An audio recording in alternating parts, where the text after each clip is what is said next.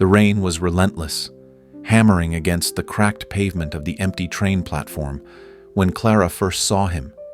He was drenched, his dark coat clinging to his frame, standing under the flickering light of a lamppost like a ghost who'd forgotten how to leave.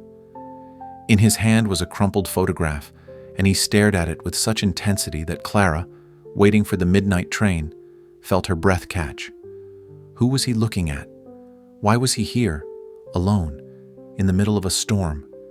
She should have looked away, minded her own business, but something about his quiet desperation pulled her in. Before she knew it, her boots were splashing through puddles, carrying her toward him. "Excuse me," she said, her voice barely audible over the rain. He flinched, the photograph disappearing into his pocket as his eyes met hers. Storm gray, haunted, and impossibly sad. "Are you okay?" she asked, feeling foolish. He didn't answer right away, just studied her like she was a puzzle he hadn't expected to solve tonight.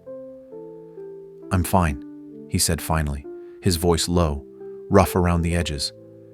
But he wasn't fine, and Clara knew it. The train's distant rumble echoed through the night, and she made a split-second decision. "I'm Clara," she said, holding out her hand. He hesitated, then took it. "Elliot," he replied, and in that moment the world felt smaller, quieter, despite the storm. The train arrived and they boarded together, sitting across from each other in the nearly empty carriage. Clara wasn't sure why she'd followed him, but there was something magnetic about Elliot, something that made her want to unravel his story. "The photograph," she said gently, nodding toward his pocket. "It's important, isn't it?" His jaw tightened, and for a moment she thought he'd shut her out, but then he pulled it out, smoothing the creases with careful fingers. It was a picture of a woman, laughing, her hair catching the sunlight. "Her name was Anna," Elliot said, his voice barely above a whisper. "She was everything."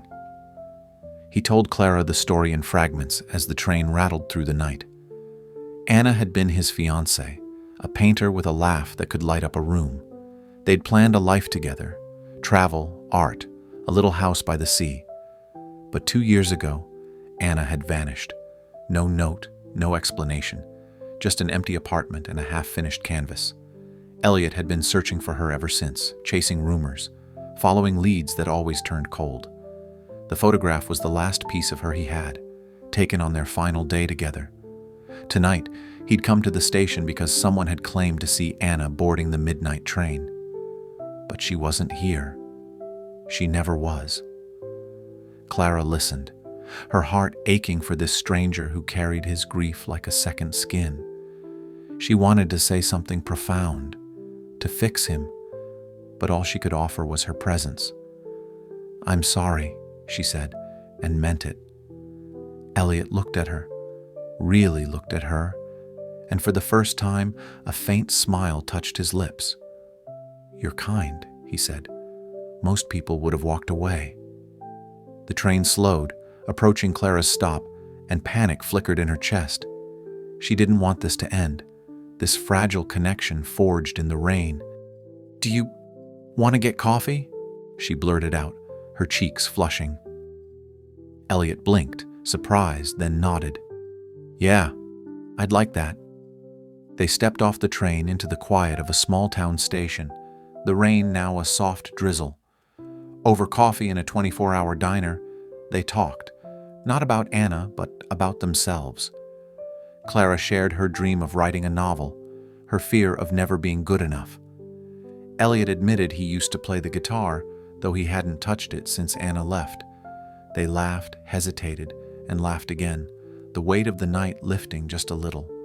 Weeks turned into months, and Clara and Elliot became inseparable. They were careful with each other, like two people stepping around broken glass. Clara never asked about Anna, and Elliot never brought her up, but her shadow lingered in the spaces between them. Still, they built something new. Walks in the park, late-night movies, quiet moments where words weren't needed. Clara fell for Elliot's gentle humor, the way his eyes softened when he looked at her. And Elliot, though he'd never say it, was falling too, terrified of what it meant to love again. One evening, as autumn leaves swirled outside Clara's apartment, Elliot arrived with a letter in his hand. His face was pale, his hands trembling. "It's from Anna," he said, and Clara's heart stopped. The letter had arrived that morning, postmarked from a city halfway across the world. Anna was alive, safe, and sorry. She'd left because she'd been overwhelmed, lost in her own darkness, and hadn't known how to tell him. She wasn't coming back, but she wanted him to know she was okay. Clara watched Elliot read the letter again, his eyes distant. She braced herself, certain this was the end.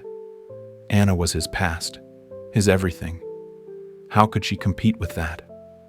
But then Elliot set the letter down and turned to her. "I spent 2 years chasing a ghost," he said quietly. "But you're real. You're here."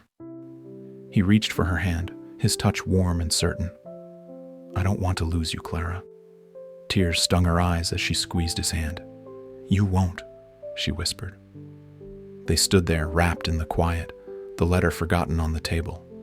Outside, the world moved on, but in that moment, it was just them. Two people who'd found each other in the rain, choosing to build something new, together.